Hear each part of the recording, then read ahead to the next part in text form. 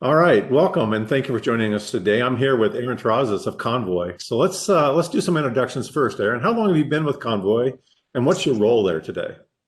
Sure. Thanks for having us, Phil. So I've been at Convoy about 2 years, and my title is Director of Economic Research. Really, my job is to kind of keep abreast of what's happening in the market. I'm an economist by training, and try to understand where we've come from and where we're going, perhaps a little bit in the freight market. So only about 2 years in the freight industry, but I have about a decade's worth of experience doing macro forecasting. I spent about a half decade at Zillow and then at the U.S. Treasury before that. Well, that's fantastic, and I'm really happy to have you here today. So let's just jump right in. The taming of the freight cycle. So when you talked about the freight industry's patterns of booms and busts, that must have been really cost people headaches. Is that true? Yeah, I mean, I think we all recognize, and it's important for us to recognize that no one really likes market volatility. I think we would all prefer stable prices, kind of, or at worst, kind of low, slow, and stable, kind of modest inflation. Historically, I think this preference is based on, we all talk about kind of fixed budgets and how kind of the need for budget predictability. It's much more than that.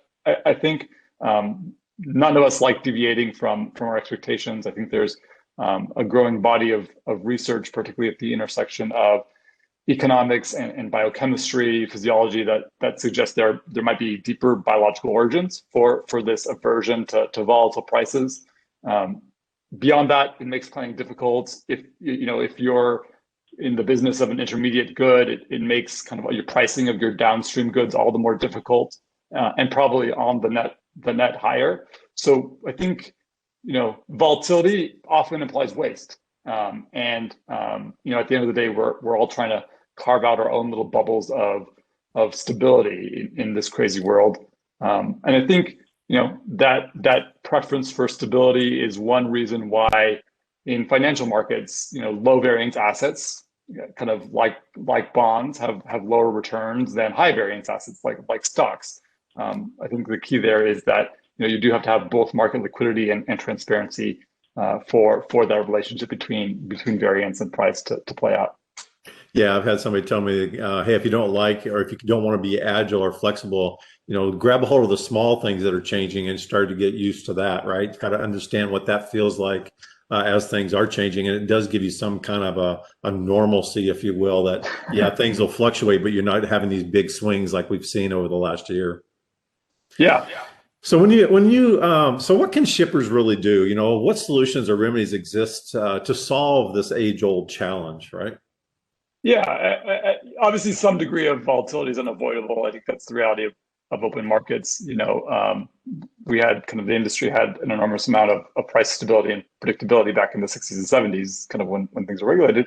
But that's obviously caused its own market dysfunctions. So there's going to be some degree of price stability. And we're not the only or the first industry to grapple with market volatility or periods of temporary inflation or deflation. So if you look to lessons from other sectors, things like agriculture, for instance, that have grappled with how to tame these booms and busts, I think the solutions often fall into two categories. One is allowing a little bit of flexibility, a little bit of give into the system. Perhaps counterintuitively, one of the most effective ways to avoid big swings in prices is to embrace kind of a lot of little swings that are more manageable, and that kind of allows the system to adapt and fluctuate in real time while preventing kind of those bigger movements. I think the second strategy is more transparency, getting smarter about data, including a healthy degree of skepticism when necessary, but ultimately empowering decision makers on both sides of the market to adapt in real time and find that slack in the system.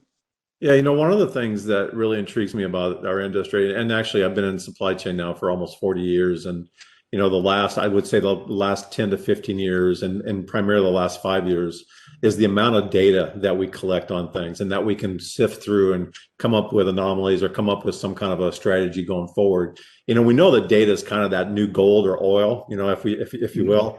And we've even seen companies actually start up to just do nothing but provide analytics.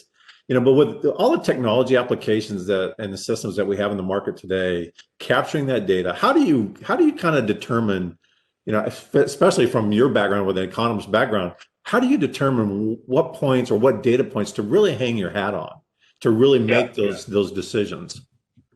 Yeah, I think that is kind of a key challenge. And the important thing is to recognize that it's not data alone. Data in a vacuum, is not enough.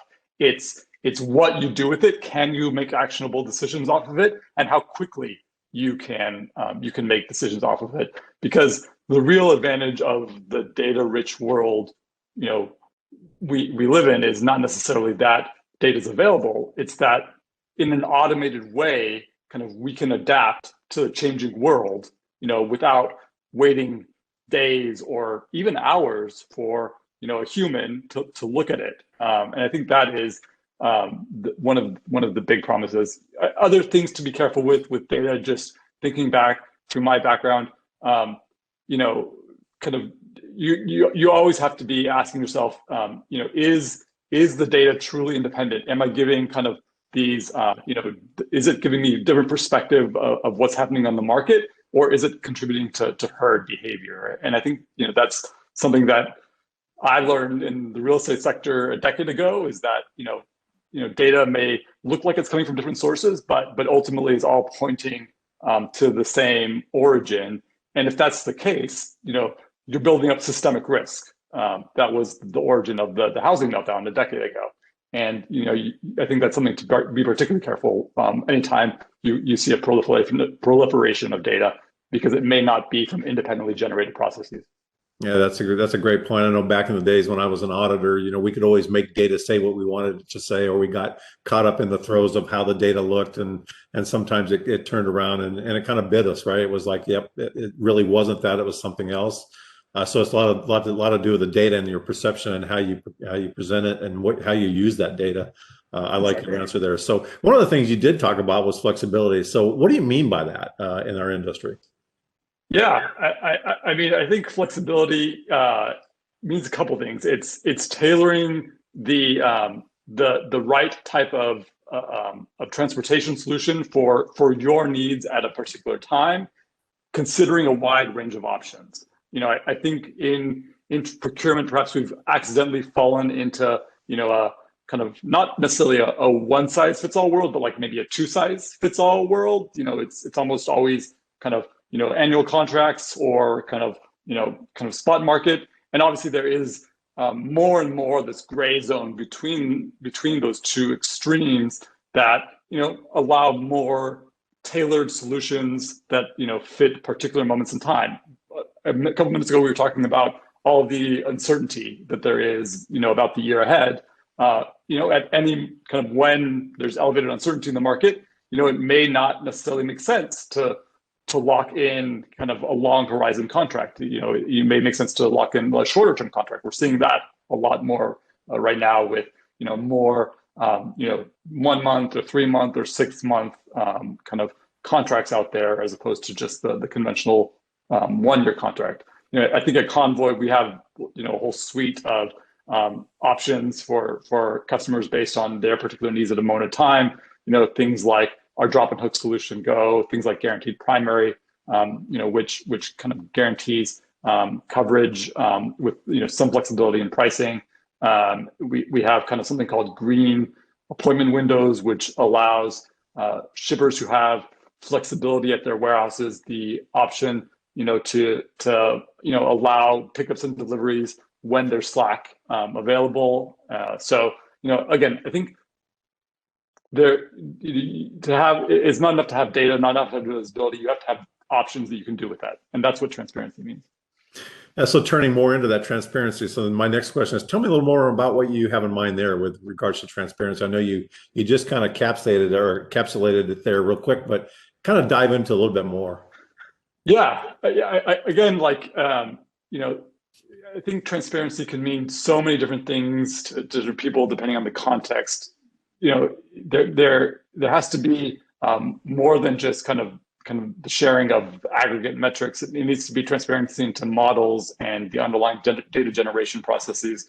And then, beyond that, there is the risk, as we talked about previously, about herding, kind of asking yourself whether or not the data is independent. Is it giving kind of you a unique view of what's happening? Is the data you're looking at helping you make a better decision, or is it concentrating the risk by leading you to do the same thing that everyone else is doing?